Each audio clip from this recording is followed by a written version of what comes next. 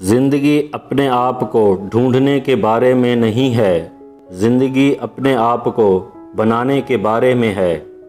غلطیاں کرنے میں صرف کی گئی زندگی نہ صرف قابل احترام ہے بلکہ کچھ بھی کیے بغیر گزارنے والی زندگی سے بہتر ہے۔ تم چیزیں دیکھتے ہو اور آپ کہتے ہیں کیوں، لیکن میں ان چیزوں کو خواب دیکھتا ہوں جو کبھی موجود ہی نہیں تھی اور میں کہتا ہوں کیوں نہیں۔ سمجھدار آدمی خود کو دنیا کے مطابق ڈھال دیتا ہے جبکہ نامعقول شخص دنیا کو اس کے مطابق بدلنے کی کوشش کرتا ہے۔ لہٰذا ترقی کا دار و مدار نامعقول آدمی پر منحصر ہے۔ جو اپنی سوچ بدل نہیں سکتے وہ کچھ بھی نہیں بدل سکتے۔ وہ لوگ جو کہتے ہیں کہ یہ نہیں کیا جا سکتا، ان لوگوں کو نہیں ٹوکنا چاہیے جو یہ کر رہے ہیں۔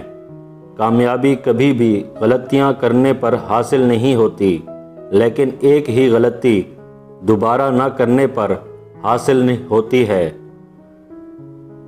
میرا مذاق کرنے کا طریقہ ہے، سچ بتانا ہے۔ یہ دنیا کا سب سے مزاحیہ مذاق ہے۔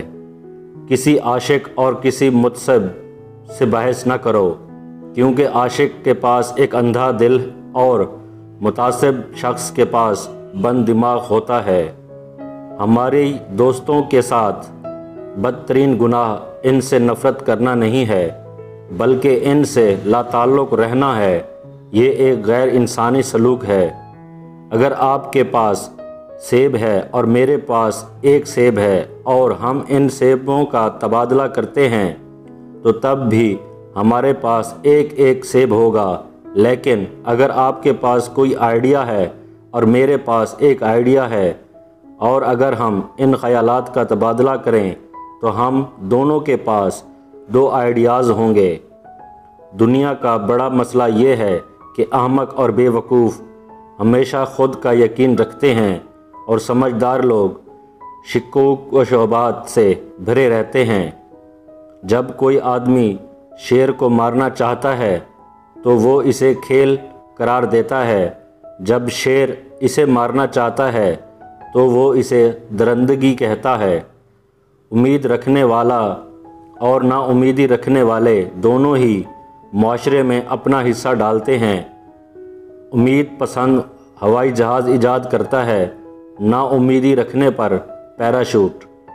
طاقت کسی فرد کا بدعنوان نہیں بناتی، تاہم اگر احمق اقتدار میں آئے تو وہ طاقت کا بدعنوان بناتے ہیں۔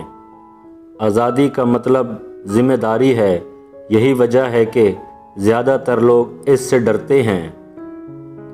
میں صرف ایک آدمی کو جانتا ہوں جو عقل مندی سے برتاؤ کرتا ہے، میرا درزی۔ جب وہ مجھ سے ملتا ہے، میری پیمائش لیتا ہے، دوسرے توقع کرتے ہیں کہ میں اپنی پرانی پیمائش کے مطابق اس میں فٹ ہو جاؤں گا۔